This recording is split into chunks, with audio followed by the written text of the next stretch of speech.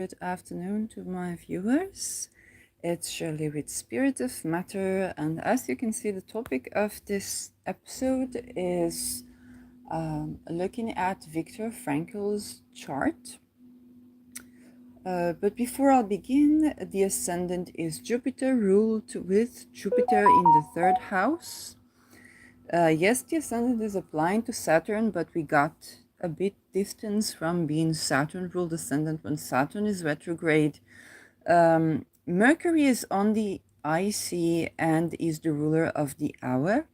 And I know that Mercury and Jupiter are not friends, they're ruling opposite signs, but we'll see how it goes. Here it says Sol day, but it's actually a Jupiter night already. So we are having a Jupiter night with the ascendant ruled by Jupiter, and Jupiter in the third house in Taurus, the moon in the 5th degree in Cancer, applying to sextile Jupiter. So all in all, it should be good.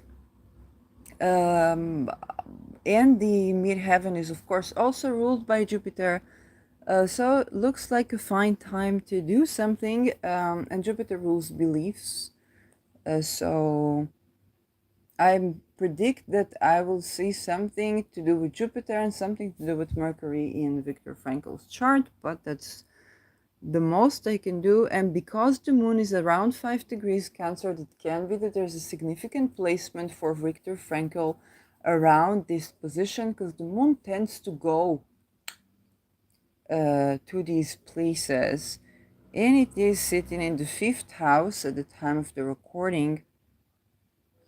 Pluto retrograde on the anaretic degree, Neptune in Pisces, Uranus in Taurus for those who are just listening or driving or something.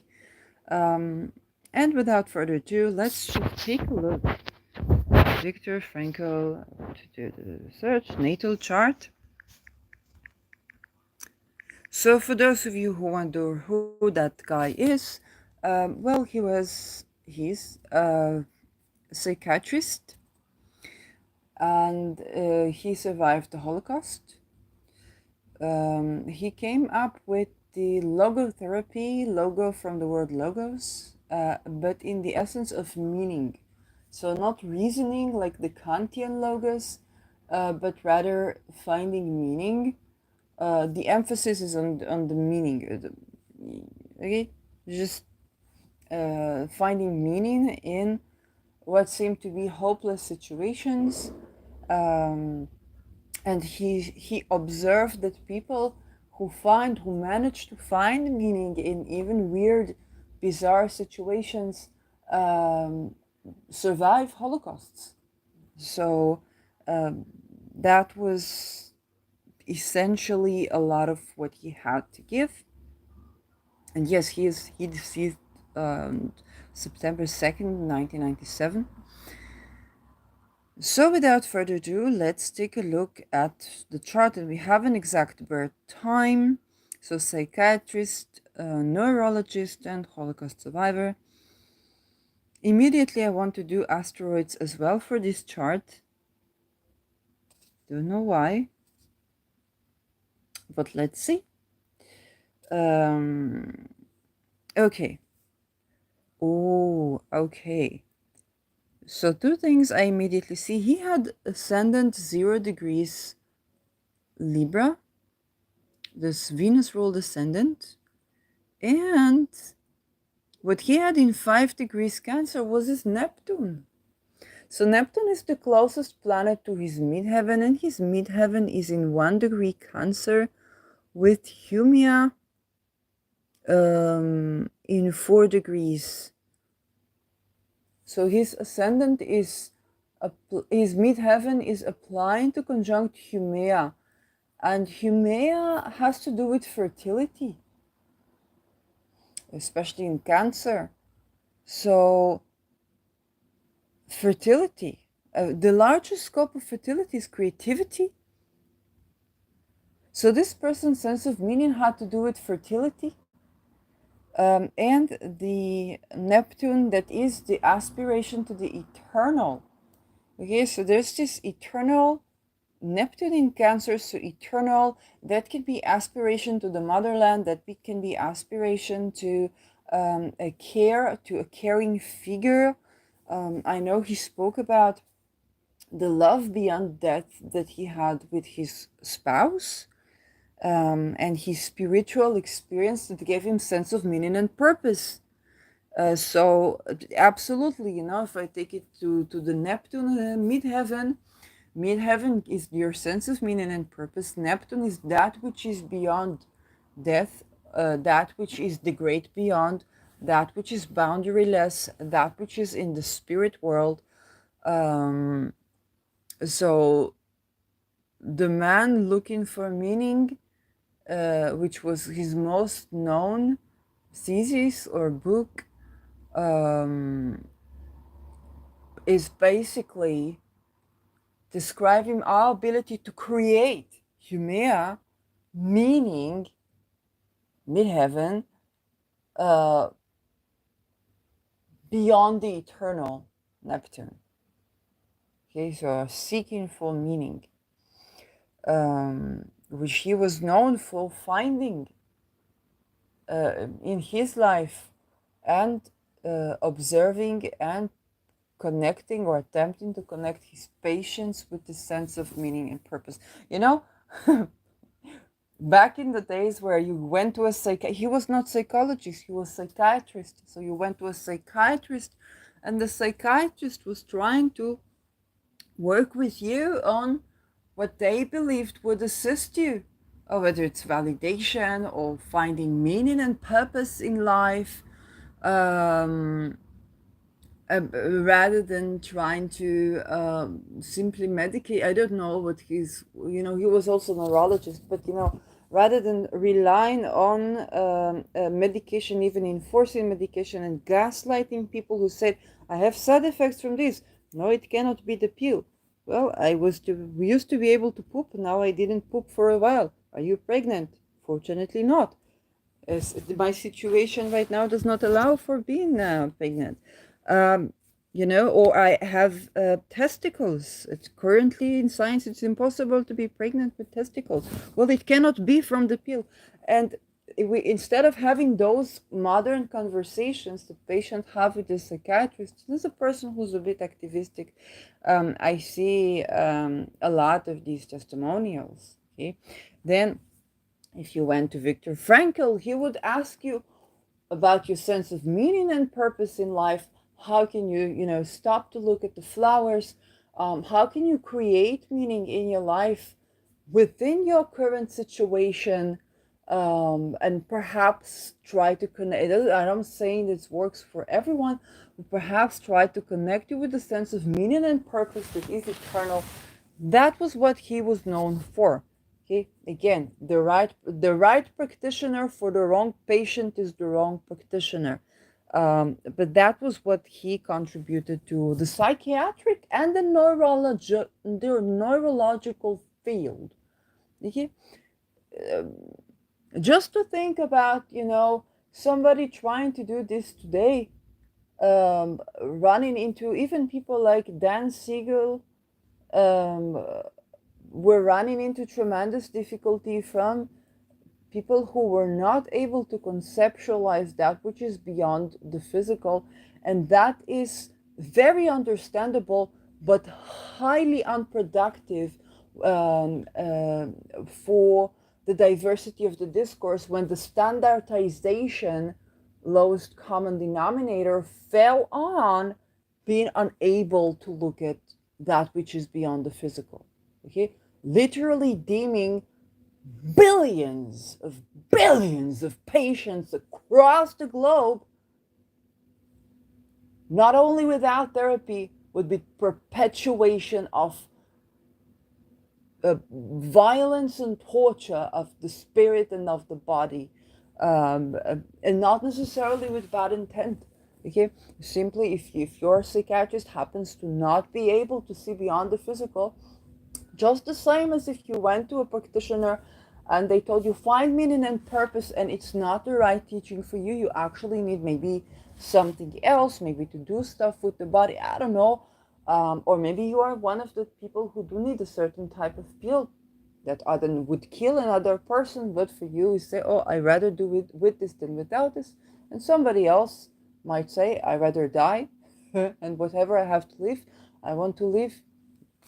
Literally, my words to my psychiatrist, as I said, okay, those things are not for me, and my body is calling out when it's my time, it's my time. I want to live. I want to live.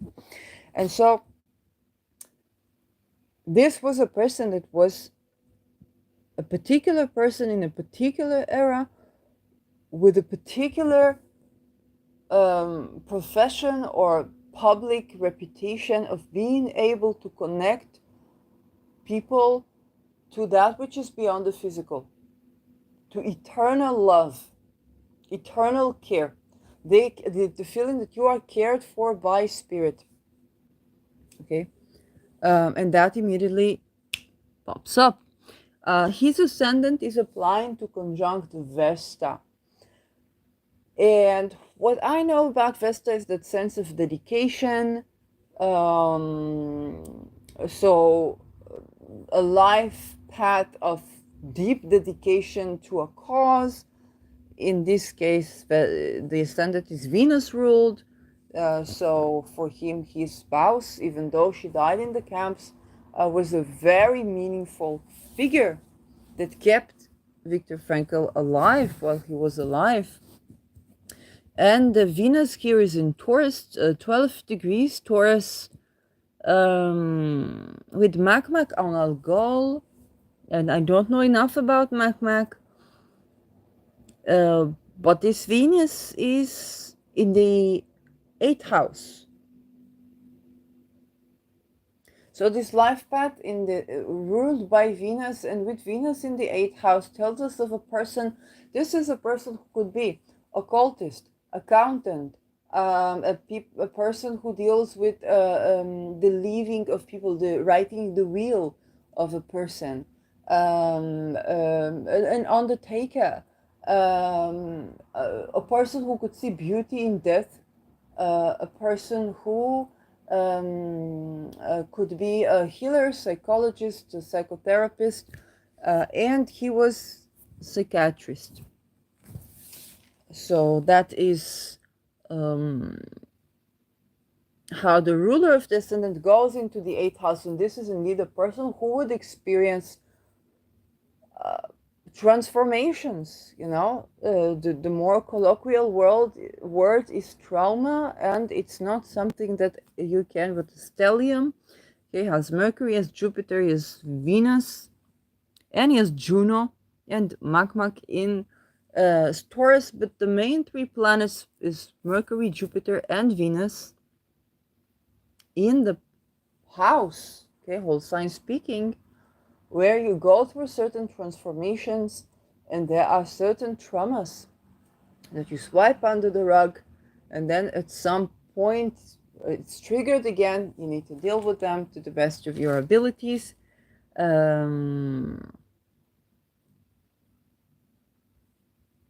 So his sun was in Aries, 5 degrees, in the 7th house.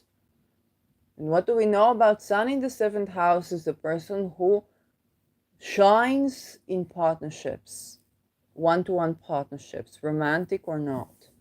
And for him, this is another signification of a person who can find a meaning or can be very codependent and need a sort of relationship, a sort of partnership in order to shine. The partner can be more independent, or the relationship can be independent, or he can find sovereignty within relationships.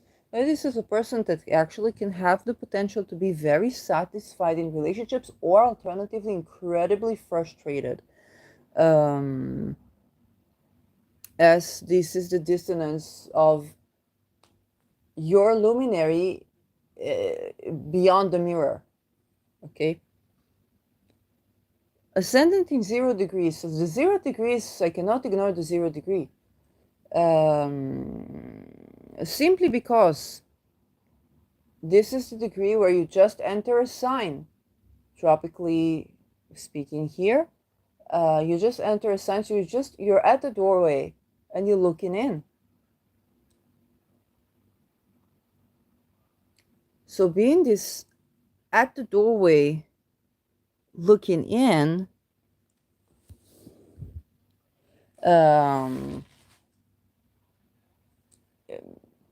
for a life path, you see a person who came into this life with some place that was very naive, uh, very uninformed.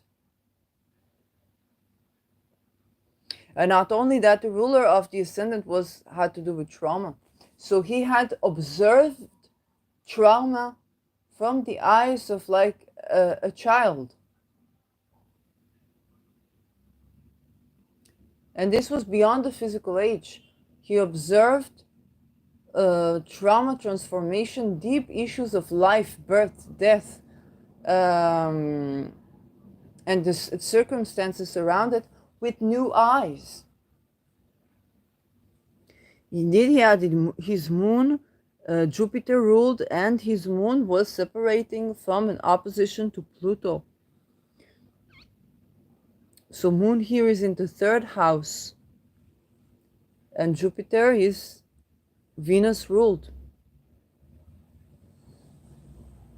So he would have recently had a Jupiter return had he been alive.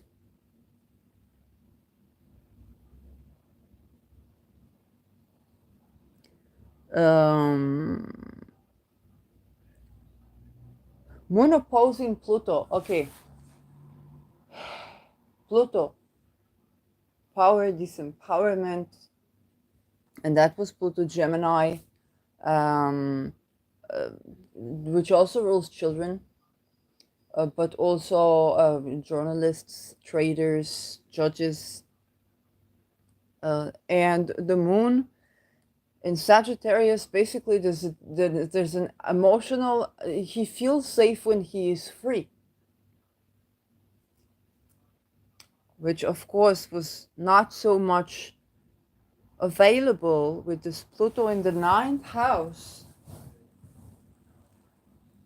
kind of forcing him to find freedom or find his emotional safety as well as freedom, because those coincide with the moon Sagittarius rule, or moon in Sagittarius, in circumstances or worldly circumstances or worldview that imposed disempowerment emotionally, which basically meant lack of freedom, because the moon is in Sagittarius, and Sagittarius wants freedom and it wants faith.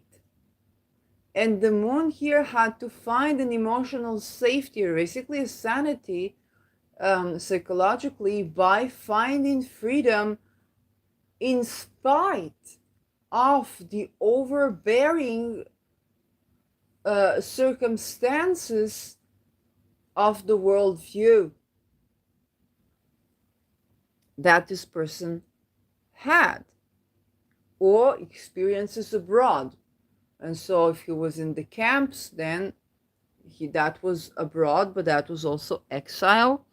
And indeed, his exile house with Rahu there is ruled by Mercury. So my prediction to find things to do with Mercury and things to do with Jupiter were borne out. Rahu in the 12th house, okay, that means that the soul here has not been in exile and has not dealt with the mental realm, with the metaphysical realm of health. Okay, if the 6th house is physical health, it's our pets, then this means that his exile experiences, as well as his psychiatric and psychological understanding and neurological understandings, were very much fated. Okay, he was fated to develop himself in exile.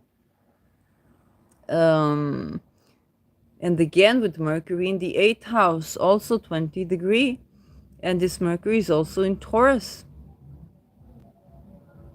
The Mercury sextiles Uranus. Uranus is here close to the IC. And IC has to do with your home, with the family that you bring, sometimes with labor. I don't know what to say about this in this context, okay? So if you know more about the IC, then that could be good. You can post it in the comments or make a response video and link to my video. And this Mercury is trining Uranus. Uranus in Saturn's sign. But not only that, Uranus is in the 4th house. So that tells of an unusual upbringing. Unfortunately, it's probably because he was youth in the camps. And this upbringing is trining here with the Mercury that rules his 12th house as well as his 9th house.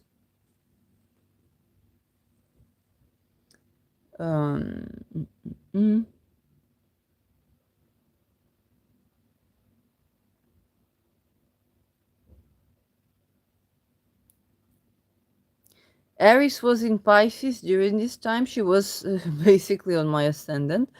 24 degrees Pisces. And well, we have Psyche in conjunction with the Sun. And Psyche talks about a certain beauty that is an inner experience of beauty. Okay, this essential beauty. It's beyond form. So he had the power, or he had a luminary with the asteroid that talks about asteroids, or Psyche stuff. Yes, asteroid that talks about being able to sense beauty beyond the physical. Okay, this is Psyche. Unlike Venus, who is a lot about form and being embodied and seeing beauty in that which is material, Psyche sees beauty essentially, the inner beauty. It's not having to dress a certain way to feel beautiful. Okay, there's that notion, which can be also Venus. Okay, Venus in Cancer can be like that as well. Also Venus in Taurus, but Psyche specifically talks about that particular type of beauty. This energy, that's radiating energy. There is Car, I don't know what is Car next to Ketu. Ketu is in the 6th house. So for Viktor Frankl, seeing health issues, here are many significations of the 6th. I'm pinpointing the most relevant ones, but seeing health issues as a physical manifestation, here looking for the physical cause for an ailment, was something he was letting go of. And it can be that perhaps early in his life he would see things and he would say, well, we don't have enough food, we don't have home, we don't have this, we don't have that. But then he saw that people still survived somehow, and that was aiming at his route to retreat and to see why. Why were some people dying and how did they die? And he observed this and he analyzed. Okay, Mercury is to analyze and to compartmentalize and to see patterns. And here, patterns in death in exile. So unfortunately, patterns of death within prisoners in the concentration camps versus people who survived. And then from that vantage point, understanding that which is in the 12th, that purpose beyond the purpose, has more to do with well-being relative to this natal chart. Okay, this is what happens when we try to standardize and to generalize something relative to this point in time. That was what his soul was doing in the world, so that was what he was saying in the world. Okay, people don't like law of attraction, but I can absolutely tell you, I have a mystic rectangle in my chart. It's considered a very rare shape in natal charts. If you ask me, the times where I was giving readings, um, is this a rare form? I would tell you no. Everyone around me has. All my clients nearly had either the mystic rectangle or the grand square or both. So if you would ask me, I would say mystic rectangle, rare shape. Are you kidding me? Oh, but I have it in my natal chart, so I was seeing it all around. I could support people who had these particular shapes in their natal chart. So they were coming, they were flocking in for me to give them natal readings. That was what happened when I started giving natal readings at the time. So for him, all the significations were of seeing meaning beyond the physical. Okay? Other circumstances, it would be the other way around. It would be a person being so supported, so seen, so that, and still hopeless, helpless. Okay? Um, and it doesn't mean that one or the other is not true. This is why we can't really generalize without leaving people untreated and dead. So this is definitely the chart of a person who is going towards seeing the stream in mental care that tends to a sense of meaning and purpose. And the types of people for whom that aligns at the given times where that aligns will be very benefited by his teachings. Up until now, a lot of people who survived stuff that are CPTSD, okay, complex post-traumatic and PTSD inducing, find a lot of help in Viktor Frankl's writings, okay, including myself. At the time where before I got the funding to do my first degree, um, in ways that I now consider horrid and completely unethical of society. Um, and at the time, I was looking at Viktor Frankl and I said, well, it's not even I didn't even know about Frankl. I was feeling that the Maslow pyramid, because that's what I learned when we learned marketing, was upside down for me. And I need meaning and purpose rather than the basic needs. So the basic, going beyond the basic needs. And I needed at that time a sense of meaning and purpose to even desire to want to live. I literally said that I was going to see a psychologist, not the horror psychologist, not the, they don't know it's energy, it's somebody else. I was seeing them at the time, and I told them I want to live. Okay, so at that time that was very relevant. To some degree, later at life, I began to realize how being able to walk barefoot on the land is important for balancing the nervous system, or lying on the land is balancing the nervous system. And so I began to feel the importance of having land that I can safely do that practice accessible for me at any given time. When I travel, where it's my property, not my property, for that to be accessible and free of any interruption. Okay, so suddenly there was something completely material that I needed. And indeed, when I'm lying on the ground, I have a sense of meaning and purpose. So it's not all that far astray. I'm looking at the stars, I'm looking at the sky, I'm looking at the plants, I have connect, but that is very ingrained in the material. So, so suddenly basic needs do matter more than they did when I was facing the risk of homelessness before studying.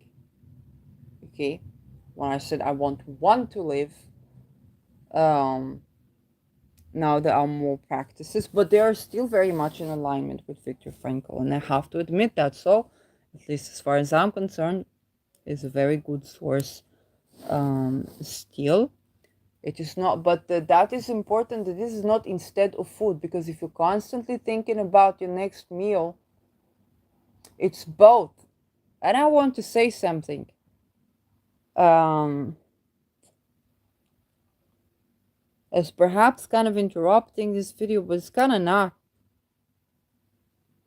See, Mars here square Saturn, and Saturn is at home in Aquarius in the 5th, with Chiron in the 5th. Yeah. But I want to say, trying to find the right words to say it, and then I got a bit disconnected, so maybe dissociated, I don't know. Because I was just looking at this Mars.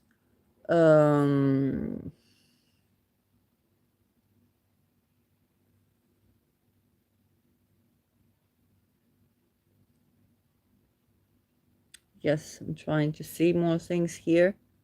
Oh, I wanted to say something and then I got completely dissociated. But still very present in the room, and I don't remember what I wanted to say.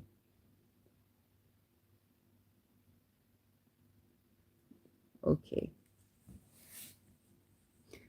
So let's look. This Mars is at home in 24 degrees, Scorpio in the 2nd house, square in Saturn in the 5th.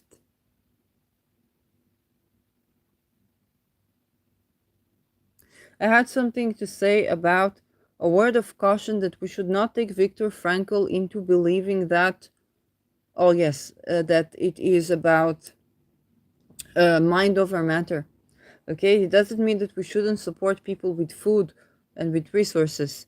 It means that that the sense of meaning and purpose can be all that important. And again, it's always the sovereignty of the patient. If the patient comes and tells you, before you help me deal with my debt, with my this, with my that, I like, let's say, to paint. I like, let's say, to study. I have this thing that gives me a sense of meaning and purpose in life, and I need that to be able to do that so that there will be a person to deal with those mundane things. Okay, which was where I was before I studied. But if a person says to you, "I'm hungry, I need food," give them freaking fishes. It's not time to give them the hooks just yet. Okay. But I was talking about myself and I was saying that every month I would have, it's a combination, and I would have at least one investment that's beyond my next meal. So it could be something to do with my business, something to do with hobbies that I have. It could be something that's a step forward, okay, maybe for my garden, okay. And that was something that will be with me beyond my next meal, and to make sure I allocated the money, and even every time I spend the money. And then towards the end of the month, sometimes I'm like, oh, right now I'm only thinking about my next meal, but then I would cook food that either would last for more than the next meal, or I would find food, or I would buy food that is actually very essential, and have be able to cook for myself meals that are delicious.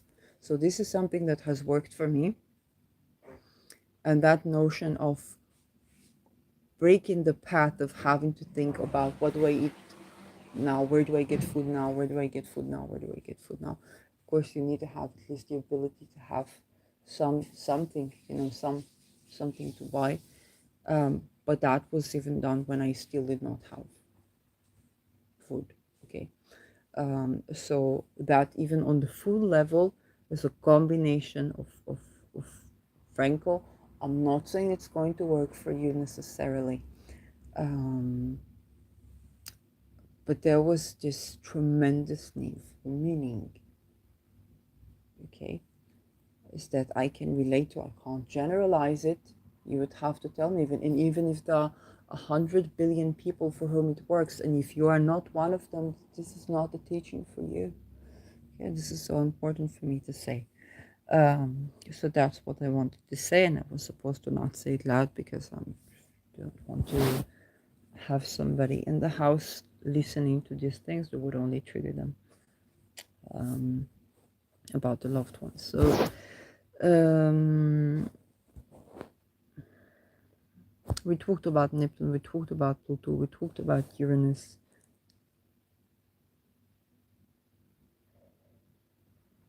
Uranus is opposing Neptune.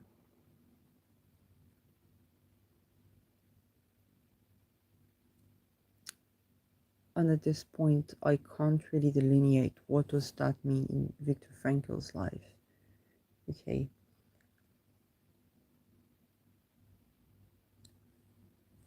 Um, it's a tight opposition with the Sun in a T-square with it.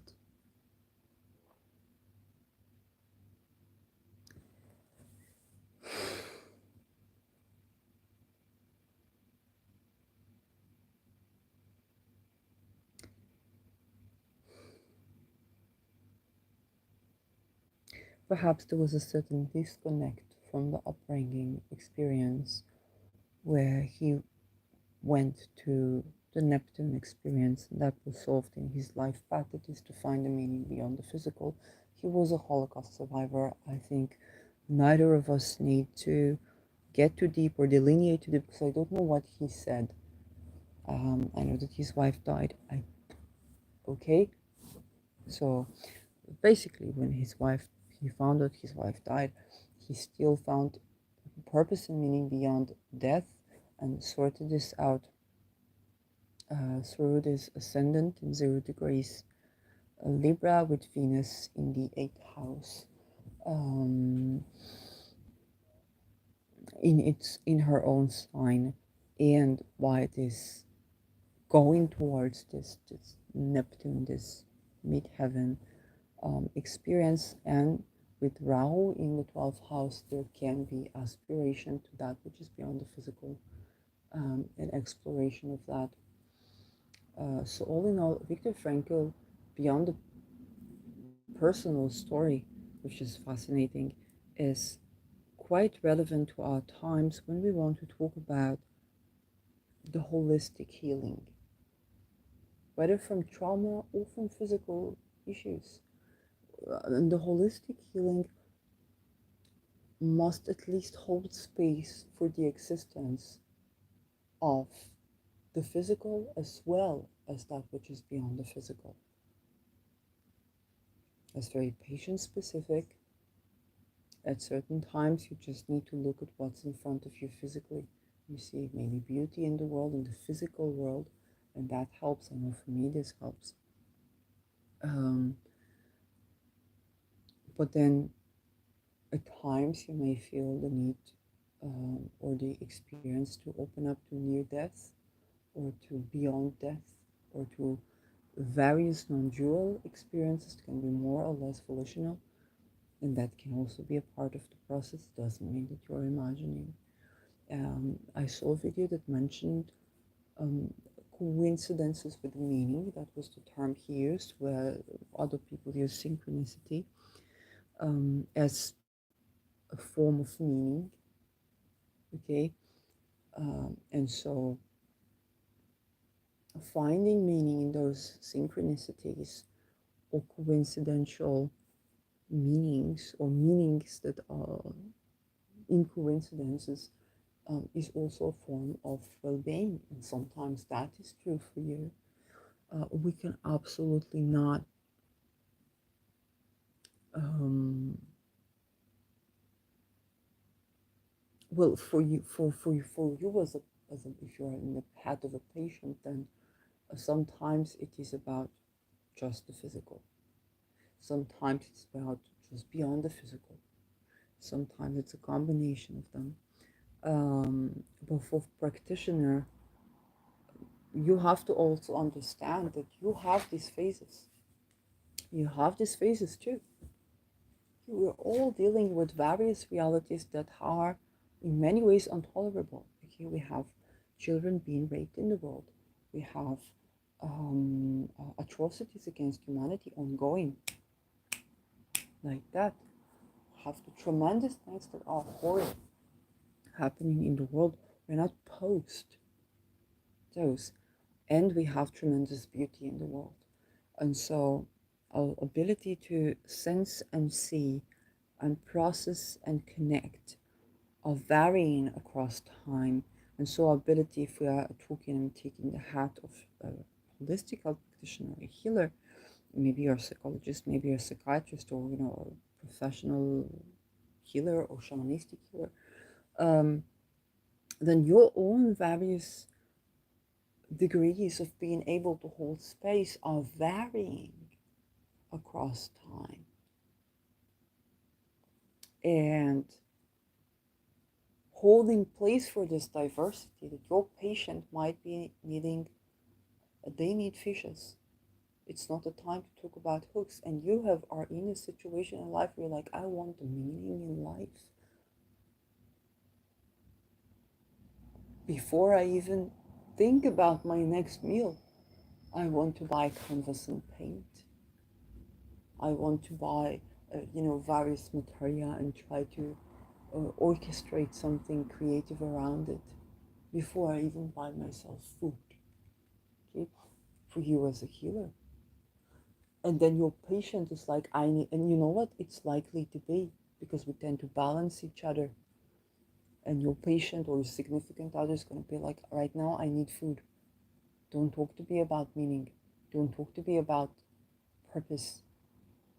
I have a lot of meaning and purpose in my life right now. I need to eat.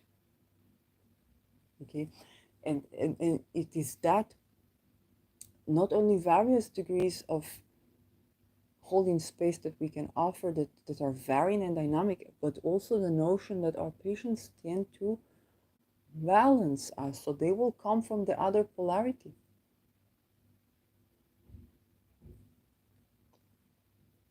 They will come from the other polarity, and that takes tremendous amount of going beyond the self while not sacrificing the self or ignoring the ego. And this is not even projection. It simply is dealing with the fact that you are right now cannot, let's say right now you need fishes. Okay, you cannot tell anybody that they need hooks, not fishes. Right now all you see is your next meal, which you don't know exactly how you're going to get, but you're dreaming of that nourishing salmon, okay, with some greens. And whatever your patient will say, so people will call it projection, but it's also, this is the place where you are. And even if you're not projecting, it's difficult for you to, even somebody to mention something that is not food as something that they need right now is difficult for you because you need food. It's not even projection, it's rejection. Okay? And you feel like your needs are being rejected at the time that you're meeting your patients and all that. Um, so you can, and in the essence of projection, you could argue is rejection, but it doesn't have to be one or the other. It doesn't have to be either of those. There's just a situation. And we can't ignore when we look at a chart like this that Ketu is with the sixth house, so towards his older life he will look for meaning and purpose. That doesn't mean that we need to generalize this, because then we end up in Mao's great leap forward, that is spirit mind over matter. Okay? A lot of people died. And not because they were not doing the logotherapy right. Okay, we don't want to get to that extreme either. Any particular tool has a context where it is useful and a context where it is absolutely detrimental. This is why the method cannot be replaced with the healing. Okay, so a lot of people for marketing, even healers, you see, I developed a method. Okay, which is true. Okay, logotherapy is a method, but that is patient specific and context specific. Okay, now I want to finish with a good example of a person that yes, they made a certain beginner or rookie mistake later, and at the new topic that they were being called to address. But I want to mention something that they did, and that was my second course of aromatherapy teacher. And so I was going through non-volitional, non-dual experiences by the psychodynamic psychologist, clinical psychologist, who threatened me that I'm not safe in the world, I'm not safe outside the room, not inside the room, and they don't know what energy, and started to do what I now know is psychic attack. Okay, it's not a dissociation or flashback. Definitely not psychosis. It's an intentional attack on the person in energy level. And so I was speaking with that person who would later be my teacher. And one of her theses, which the method that she developed, she said, there is no good or bad. Okay, there's no good or bad. It's beyond good and bad. Okay, and they came from religious context where if a woman were wearing pants and not skirts, then she was bad. And she said there is no good and bad. You can wear pants as be a woman and be good.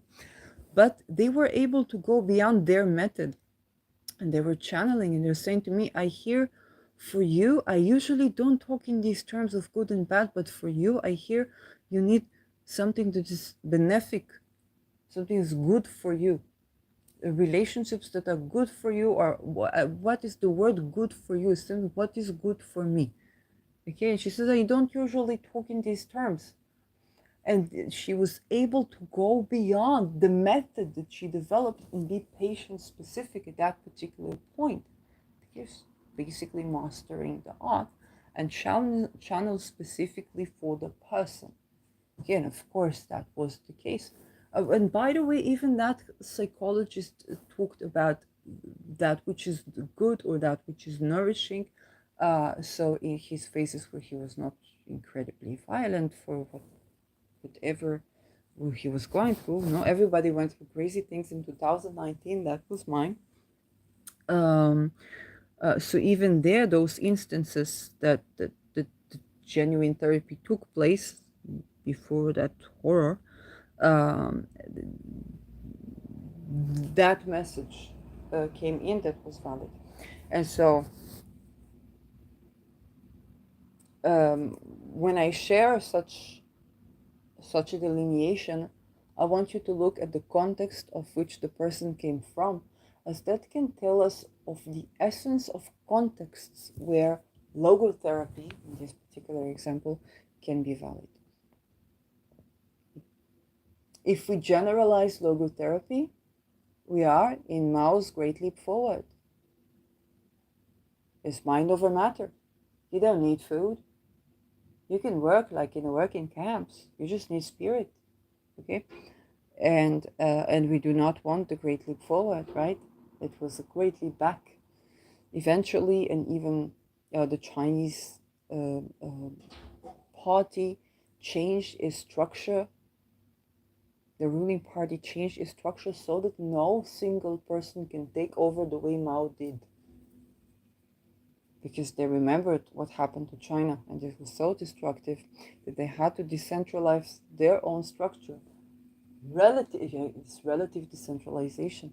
Don't expect blah blah rouge. Don't expect the liberty and so on. But also, it's not in God we trust. So